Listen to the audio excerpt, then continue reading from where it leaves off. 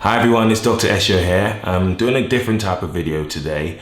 It's one concerning Deciem. I know a lot of you have had a lot of questions about what's happening at the company, what happened to my product line, and just general questions about branding. And I wanted to kind of put in a way that I answered all those questions, and that's why we decided to make this video today. So for many of you, you may not know who I am unless you really follow Deciem or follow the aesthetics really. I'm a cosmetic doctor. I work in the UK. I have clinics in Newcastle, London, and Dubai, and I actually have my own TV show on E4. And me and Brandon, where we came together is we formed a product line after my own namesake called Esho. And it probably was a real dream for me because I was a big, and still am a big Deciem fan, just as all of you are. But unfortunately had to witness and go through the process of what unfortunately has come to not what we wanted as an end to the brand and Brandon himself. Now, a lot of people say to me first, how did I get involved with Deciem? It was just by chance, really. Myself as a doctor, one of your own wishes and dreams is to have your own product line. I used to always go in Space and K in different stores as a student and look at all the other doctor brands, Dr. Lancer, everything else, and go, man, I want that one day. And actually within clinic itself, because I do so many lip augmentations, that's what I'm known for. I actually did design an in-house balm, which everybody used and everybody loved. So actually the line with Deciem was a stepping stone onto things on a global scale. And, it was one of those things that had me very excited. In terms of why Deciem, there was many people that came to me beforehand. I won't, say any of those, but they were quite big companies that inboxed me on Instagram and different things. They said, look, we want to do a lip product. We know you as a doctor, probably no one knows as much as lips than you do. And so, let's collaborate. We will formulate, you will bring the concepts and integrity, and we'll build something here. But it never felt quite right until I actually met Brandon. And how that happened was he sent one of his PRs, Dion, hey, shout out Dion, who sent me some products first initially from the Deciem line, some Niod products, Copamino, great product, with a couple of others, just to sample and give my views on Instagram. And I did. They were great products. I already knew they were amazing products, and I gave some good feedback. What I didn't expect though was then in a few months later for Brandon himself and his teams to reach out and say, look, we want to meet you in London. And that's what we did, and we met up in London, and what was supposed to be just a 10-minute chat turned up into almost an hour to 2 hours talk, a meeting of minds. Now, Brandon's probably one of the smartest people I've ever met, despite from what he's going through now. The guy is certifiably a genius, but when you meet very smart people, sometimes they're a bit on the spectrum. They're not quite, there. And I think some people will say that about me in the sense that, I'm not your typical doctor. He's not your typical CEO, but that can be a good thing. It doesn't necessarily mean to be a bad thing. But what kind of made me grow towards Brandon wasn't just the success of the brand already and how they did things, was because he's genuine passion for products and doing things a certain way in the beauty industry. He wanted to take out all the fads, all the myths, and go straight down to what truly benefited you, the Deciem fans. With Esho, we both had a passion of doing lips in the sense that Deciem hadn't ever produced a lip product. He knew I had, and he knew my expertise with it, and he wanted to explore my thoughts. My thought, and it still is that there's no line that is just focused on lips and treats all the problems that are related to lips. Many product brands out there, they treat lips as an afterthought. There's the skin, it's the other big organ. So it would be, exfoliators, cleanse, toners, but then you might have an add-on lip product at the end. What I wanted to do was flip the script and, treat the lips, which are actually arguably more vulnerable, and treat them solely as a brand. So whether it was pigmentation, dryness, cracked areas, treating lips that have filler and extending the longevity of filler, calming inflammation and swelling, have a whole selection of things that will just dedicate to your lips. So you're almost world's first cosmeceutical line specifically for lips. And I was excited about it. Brandon was, and he said, we've got something here. And he's, I didn't have any expectations. He kind of went away, and he did call me back in 6 months' time, true to his word, flew me out to Canada, and I sat there with the team. I met Nicola, I met Prudvi, the pharmacist. I met a whole heap of people all in one day. It was one of the probably most intense days of my life. I don't know if any of you have been to the Deciem HQ in Toronto, but everything is on each floor. So the bottom, you've got the factory and the kind of pharmacy where they're making all the formulations. Then you've got like the kind of social media and the marketing, and then you've got Brandon's bit right on the top and the meeting room. So it's all in one house building, and it was really kind of amazing to see how it all operated. And then, yeah, I got there and he was like, yeah, we want to do this. We're going to call it Esho. We could call it Dr. Esho, but everyone knows you are a doctor. So let's drop the DR and just have Esho. I think that's strong. And I think that was the right way to go. And it's actually the reason why I went there with my clinic. So before even the product line, my clinics were called Le Beau Ideal, which meant your beautiful ideal. But when the messaging got so strong with my name, we decided just to drop that, and that everything associated would use the name. So we have Esho the clinic, Esho the product line, and soon Esho the academy for training. So it made it very clear messaging. So, when you're there and you're having that, it's quite overwhelming, because you go from having a product that you use in your own clinic, and then someone says, we're going to make it better and we're going to actually make this big line, it's going to be global. And you can't really imagine that. Imagine you as a Deciem fan there watching this, and someone comes to you and says, we're going to do that. It's very big. And to be fair, I gave a lot of trust, and I put all my trust in that, because they had created all these formulations. I'd never done that before. I can create the concepts as a doctor, I'm not a formulator. So I had to give a lot of trust towards that side. And I remember a specific conversation with Brandon in his car, actually, that made me decide, I'm going to go with him, was when we sat down. He said, look, this is a very daunting thing that's going to happen. When we're putting your name, it's a part of you on there. But he said, he'd been through things where people did him wrong, and that he would never do that to me. And that, just know he would always be on my side. And I think it was at that moment I thought, right, okay, I'm going to sign. And I did. And I probably signed a contract that, in retrospect now, with the knowledge I've got, I probably wouldn't have. But because it was just part of something else, something bigger. I always talk about legacy and wanting to produce things that are beyond me, and a product line with my name on it that went globally, and didn't just benefit me, benefited others, and also as well inspired others. From my background, being a Nigerian background, UK, and my parents coming here, working class and building themselves up. It wasn't just for me, it was building enough for a lot of people in my position, or ethnic doctors in my position, to say, look, I can do that. So that's why it was for. Now, when the line first started, it kind of, in a way, wasn't how I imagined. Obviously everything is crazy at Deciem, and they do things a certain way. Nicola is always the balance of the person in terms of structure, but Brandon was always everywhere, firing back and forth. But it was good, because I'm like that sometimes, but he took it to another level. And when we did bits in terms of testing, I would test some of the formulations, only some of them, and if I liked one, then it may have not been stable, and then I got told, oh no, we can't use that, it's not stable now. So it was very fast turnover, and I wasn't ever really sure where I was in the process. I was kind of catching up and following my tail while he was steaming ahead. And even when the product was released, I was like, I only found out at the same time you guys did.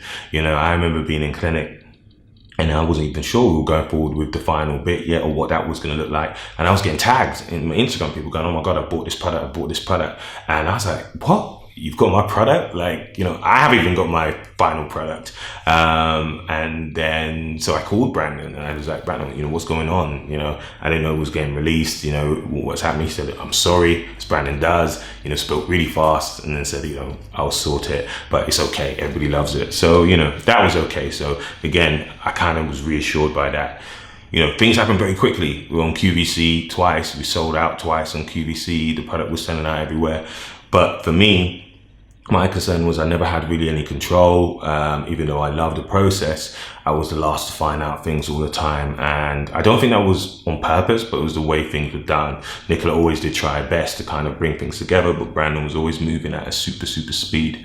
And then I remember, I always, with my hands, I can control things. And if I don't like something, I'll change it in that person's face. I can alter the result so it's perfect. But with products, what I found was it was harder for me, because I buried myself in so many different forums. So like the Deciem Addicts, everything, to get feedback on the product so I would know what's going on, because I like control like that. And, where there was a lot of people saying they loved it, some were saying, they didn't like things like the taste or the sensitivity, or they felt it didn't work. So I would bring that to Brandon because I thought, wow, these guys are important. They're the ones we're creating this for. So I would bring that to him and say, look, I've seen this. This is what they've said. What do you think? And at first he was very dismissive. He said, it's fine, don't worry. This happens with all our products, and then we reformulate, not like big corporations where we just continue producing that. We can tweak these things and move. So that kind of gave me reassurance.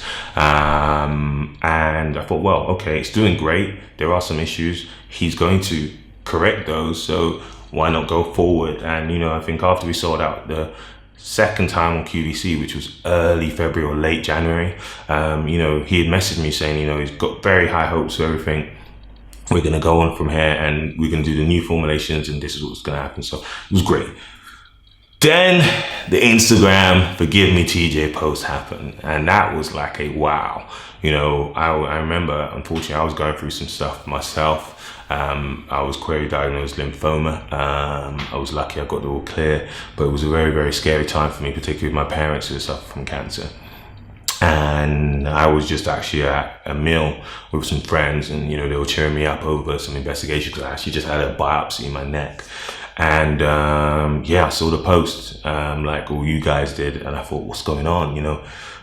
You just spoken to me just less than a week ago telling me about how things are great. We're going to reformulate and then, have plans to expand the brand. And then on the internet, it's telling me that you've canceled it. I just wanted to hide.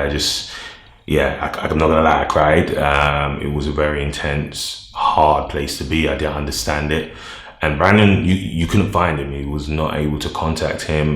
Nicola was there, but she was trying to deal with a whole heap of things. Because just to put in a picture, remember this was the week where Brandon had started to post all these strange posts.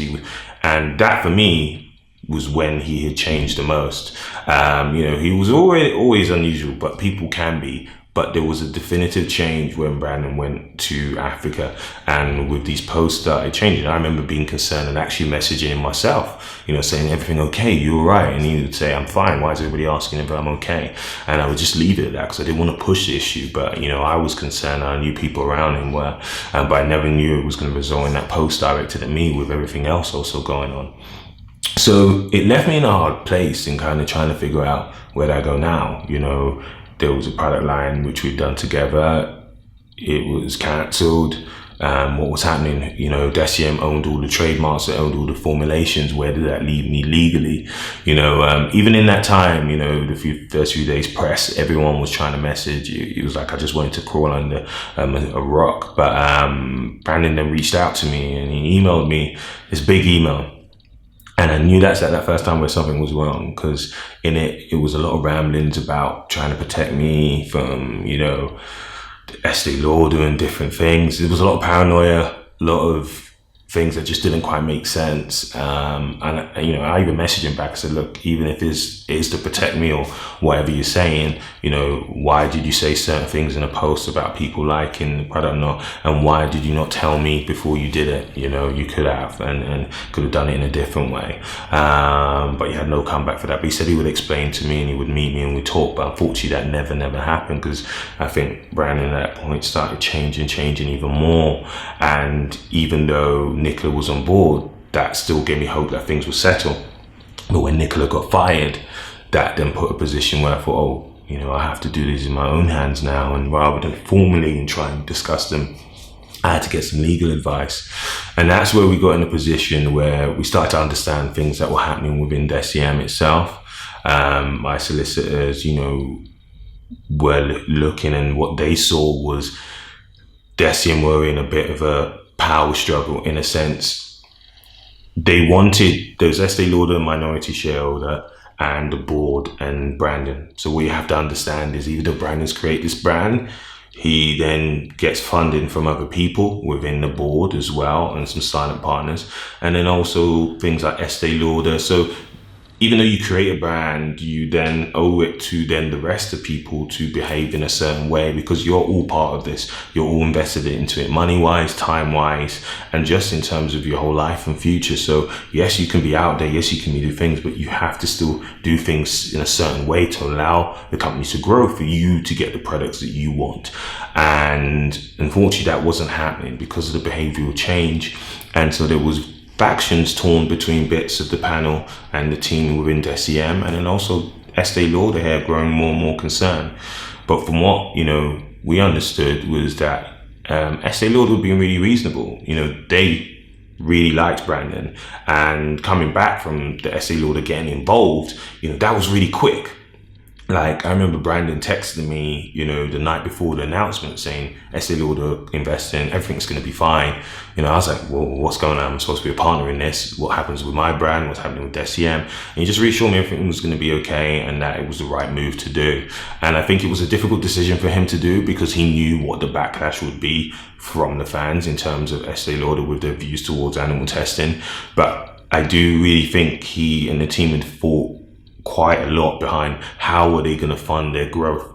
You have to remember this was something small that had exploded, and to do that and to get that funding, it's not easy unless they're going to disappoint a whole several million of you and only to be able to deliver to a certain couple of thousand. To grow like that and have the ability to distribute, have factories, you need finance, and you can't crowdfund that finance. That's only limited. You go to venture capitalists, it's still going to be sold on in the end. That's what the target goal is. So really with someone like Estee Lauder or elsewhere, that's really the last option to be able to grow the brand, to be able to get to you. And from what I understood, it was always to allow him still to do the things he did. And that's why it persisted for so long like this, because Estee Lauder wanted Brandon to be okay, just like all of us, me, Nicola, and everyone else. They wanted him to get the medical help. And, I know Brandon, for one, was sectioned a few times and went in and then was released. But unfortunately, he didn't ever progress. And because of that, it sent the company to more and more chaos. With me on my side, it was very hard because as a friend, a doctor, and also a business partner, I had mixed feelings. I knew this is someone that's going through something here. I want to be there for them, and I don't want to push them over with anything I'm doing. As a partner in terms of the brand, I had to protect my assets and what was being said and what was being done. But then at the same time, not wanting to push him over. So it was very hard for me. And in the end, I let the kind of legal teams do the talking between themselves, and what they managed to do was get me the rights to all the trademarks, all the formulations and everything, so I could step away. And that's what I had to do for my own health, for my own family. I had to do that. But just because I did that, I was always in the wings. I was messaging Brandon to say, even if we didn't get replies, to say, look, we're here for you if you need. And, me and Nicola during that time as well drew quite close. And, Nicola just wanted Brandon to get better. She was always very upset, and she wears a heart on her sleeve. And when she was hired back, I always knew that. I knew it came as a surprise to a lot of people. But to me, I think it made sense because her heart was always with Deciem. Obviously you guys know she's pregnant now, and I think she has to think about herself, Deciem, her family to come, and that security, and that's where she's there. And I think in terms of, for the fans, they shouldn't be mad that now she's been appointed the CEO, because I think if anyone is going to protect the brand, it's going to be her, rather than appointing someone else that's so loosely attached. So now we get to the situation where, Brandon has been ousted from Deciem. And I know a lot of you are kind of like, why? How can you be ousted from the own brand you created? What a lot of people don't know is during the time where a lot of things were happening and Brandon was getting sectioned, there was an agreement. And it was an agreement that, Brandon, we want you to have the company, we want you to run your own company, but to do it, you need to get help. And this is from Estee Lauder, this is from Nicola, this is from all the board members. And as part of that agreement, Nicola was to come back and to help align things. Brandon was to get the medical attention he needs. But unfortunately, that didn't happen. And when that doesn't happen, something has to give. Got to the situation where the companies were all closed, all the stores were closed. This damages not just the brand, it damages revenue for the company. It's thousands of jobs for several people at the same time. So there's a lot of people that are getting affected. And what happened was, I think the number of people getting affected in this just grew to the point that something had to be done. I don't see any other way it could have been done, unless Brandon himself decided he needed the help. What upset me really in watching it all was that, and one of the reasons why I decided to talk about it now was I saw a lot of people almost goading the behavior. I don't know if it was a misunderstanding. They were almost trying to believe that, you know, he was sending them these deciphered messages and he understood why he was doing things. Don't know. There's no coding. There's no rationality. There's no conspiracy. You know, this is, from my view, just someone that actually just needs help. And I think rather than feed into that, people need to realize that and send those messages of support and help rather than any messages that are to make fun or actually support, you know, that kind of behavior. You know, we're talking about mental health awareness very much this week in these few months, and this is someone that's very categorized in that, where they're always out there, always fun loving, always, you know, very bright, but then something has happened to change that for the not for the better, for the worse. And when that happens, that's where people around, people, the workers, the family, but then also the person involved needs to realize they need help. The second bit was the reason why I decided now was also because I saw a lot of people kind of worrying about where the brand is going to go going forward in terms of Esho and then in terms of Deciem itself. I think in terms of Esho, I think people don't worry. You know, what's great is we've had so much support from companies, you know, Feel Unique, QVC, Victoria Health, a number of people that have come forward during that time to show their support, point me in the right direction, and to give us an opportunity to do the brand the way it should have been done. And I think, you know, at some point very soon, you guys will be seeing that, having it done the way it should have been done. You know, Brandon admitted he rushed it, he formulated it, he did those. Remember, that wasn't me. But when we do it this time with the right formulators, with the right team, and bringing it forward, it's going to be perfect, and it's going to be the way you would have wanted it. In terms of Deciem, you know, I think it's changed the game, and I know a lot of people love the products and they're concerned about what they're going to do with them. They're always going to be there. You can't take away those formulations now. They're there and they're there to stay. But what I think is bigger than the products itself, it's changed the way the industry's looked at products. If you look now, there are a number of ordinary style brands that now break the derivatives into different parts and cut price. So I think you'll be seeing more and more of that to benefit you. So if a brand is on legacy, it's not just the ordinary, it's all of those products that are happening around it to benefit you. So, you know, I know it's upsetting at the moment, but I wouldn't worry as much with that. In terms of Estee Lauder, are they trying to take over? And they do. Not really. You know, remember at this court case, it was Estee and Deciem's lawyers that were moving for this. There wasn't anyone representing Brandon. And what it was is to pull it in a line to allow the company to exist. When a crisis point happens like this, you have to do things to hold things together. And I think if Brandon ever gets that help that he needs, you know, just like Nicola's there and Essay's there, there'll be open arms to bring him back, because like you say, he created it. But at the moment, if he can't look after himself, he's not going to be able to look after a brand. I think finally, like, you know, the thing that I see, which I think we support with, and what is always been positive about this, is I've seen a number of people come out with mental health problems, saying, you know, they've seen what's happening to Brandon, how difficult it is for the families and the people around, and for people to understand it. And I think that's the thing that's empowering, and has have come from it for good. And I think Brandon hopefully has seen that, looking at that, reflecting on that, and seeing that he does need to get that there. And I really do hope, and I do believe he will find that in the end, but that's going to be on his own timeline. And that's the only way it's going to be. People ask, you know, would you go back to Deciem? Would you do things with Esho with them again? You know, I don't know. You know, I said, you know, congratulations to Nicola earlier on in the week, just to see. I know it wouldn't have been the way she wanted to go back as a full CEO, but I think she always loved the brand and she'll do right by it. You know, if she had a conversation with me, we'll discuss it. I don't know. But also, if Brandon ever got out and reached out to me and wanted to talk, you know, I'll be always open arms as a friend and as a doctor, you know, to hopefully show him that compassion that he needs and hopefully point him into the right direction for the help he needs. So ultimately, on that somber note, in terms of Deciem itself, I do wish them all the best. I'm sure they'll go on to do greater things, and hopefully the fans will support them to do that. Brandon, I think he's going to be all right in the end. He has a true love also in Avestan. Whether he focuses on that while he's getting better and returns to Deciem, I don't know. Only time will tell. And I think for all the Deciem fans and the fans of Esho, I think keep showing support, keep showing love, and have faith. If you do all of those things, things can only be good in the end. So that's it.